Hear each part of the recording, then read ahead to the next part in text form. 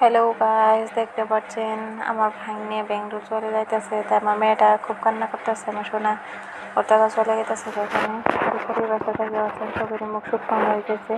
কারণ বাড়ির ছেলে যখন বাড়ি থেকে বিয়ে চলে যায়, পড়াশোনার কামে হোক বা অন্য কোনো কাজে হোক বা চাকরি বাকরি হোক, তো বাড়িটা যেন একদম ফাঁকা ফাঁকা লাগে। তাই আজকে আমাদের ওরকমই লাগতেছে। আমার ভাগ্নে, বড় ভাগ্নে তো বেঙ্গলোর থেকে পড়াশোনা করে।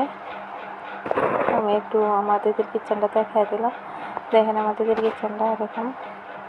সকালবেলা আমার মন চলে গেতেছিল, তাই কাজ কিছু ছাড়া হইতেছিল না। তাই এখানে আমার দিদির শাশুড়ি আর ওর ননদের স্বামী, আর এখানে আমার ভাইজান মনকে এয়ারপোর্টে ছাড়তে গেতেছিল।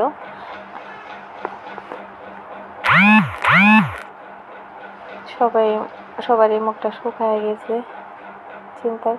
তাই আমি একটু একটু মধ্যে মধ্যে কিছু কিছু করে তাতে হাসি তোলানোর চেষ্টা করতেছিলাম। দিয়ে অনেক কান্না করতেছিল। এই তো দেখতেছেন রেডি হয়ে বাইরে বাইরে গেছে লাগেজটা নিয়ে, আর আমি টাটা দিতেছিলাম। ওখানে আমার ছোট ছোট একটা ভাইস্তা আছে আর একটা ভাইনা আছে। এই তো ভাইজান ঘর থেকে বের হইলো। মন আবার কি জানি মনে করে ঘরে ভিতরে আসলো। আমি ওই সাইডটা আমাদের হোস্টেলের স্টুডেন্টগুলা মনকে দেখতেছিল, চলে যেতেছিল। এখানে আমার ভাগ্নি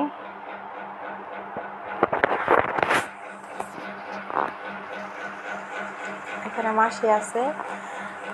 এই তো চলে যাওয়ার আগে ওর দাদি থেকে দোয়া নিতেছিল। তারপরে আমি আমার ঠ্যাংটা আঁকিয়ে দিলাম যে আমার থেকেও একটু সালাম করেও দেখতেছে না। ওই হলাম কীভাবে কোন স্টাইলে সালাম করলো আমারে। তাই আমার কথা শুনে সবাই হাসতেছিল। এখন ওর জামাইকে সালাম করতে গেল, বড়দের আশীর্বাদ। তারপরে আমি আমার সোনার ঠ্যাংগুলা আগায় দিলাম যে সবাইকে সালামি করলাম। আমার সোনারকে সালামি করে তো ও আমার সোনাকে একদম কপালে রাখলো সালামি করে। এখন হয়তো গাড়ি নিয়ে বেরিয়ে পড়ছে। আর দীরগুলো আমার সোনা আর ব্যাগপত্র যেগুলো আছে এগুলো টিকিতে রাখা হইতেছে। টিকি খুললা ওইখানে আমার ছোটো ভাইনাটা তারে আছে। এটা আমার অন্য বোনের ছেলে। তারপর আমার ভাইস্তাটা ওইখান থেকে বাইরে হইলো। আর আমার সোনা ভাবতেছে যে এত সকাল সকালেই ও ঘুম থেকে উঠছে। ঘুম থেকে উঠে দেখে আছে সবারই মুখটা শুকিয়ে গেছে, সবাই টেনশনে আছে। আর সোনা তো শক্ত হয়ে গেছে যে কী হইলো জানি না। আর দাদু চলে গেছে, তাই ও দাদুর জন্য ওর মনটা পুরো খুব খারাপ। অবশেষে মন গাড়িতে উঠবো, কিন্তু মনটা অনেক খারাপ ছিল। বাড়ি থেকে ছেড়ে যাওয়া বারবার ঘুরে আমাদের এখানে আসতেছিল। আর এসে দাদিকে গলা জড়িয়ে ধরে, যদিও খারাপ লাগতেছিল কিন্তু উপায় নাই, যেতে তো হবে। কারণ ক্লাস স্টার্ট হয়ে গেছে। আর ছিল 3 মাস ছুটি পেয়েছিল, 3 মাস বা 2.5 মাসের ছুটি আসছিল। তো 3-2.5 মাসের ছুটিতে বাড়িতে এসে অনেক এনজয় করলো। এগুলো কথা মনে পড়তেছে, কিন্তু কান্না বের হইতেছে। কান্না করতে পারতেছিল না, কথা বলতে পারতেছিল না। বলতেছিল যে আমার মুখ থেকে হাসি আসছিল না। তাই আমি বলতেছিলাম একটু হাসে তো, একটু অ্যাক্টিং করো, দেখি কেমন লাগে তোমাকে।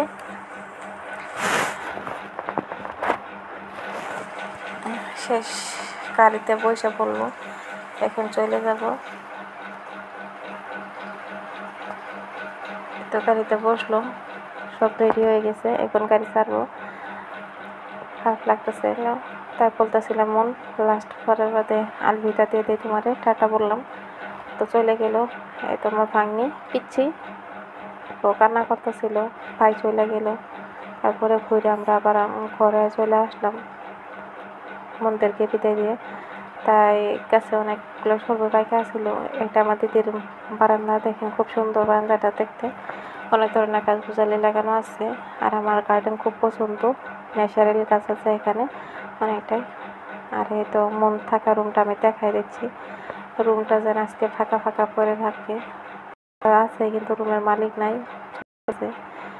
ছোট ভাগনার সামনে আছে। এইটা দিদের হোস্টেল। এখানে হোস্টেলে ছাত্রছাত্রীরা থাকে। হোস্টেলের পরিবেশটা একটু দেখাতে চেষ্টা করতেছি, জানি না কতটুকু ক্লিয়ার আসবে। একটু দেখাই দিলাম।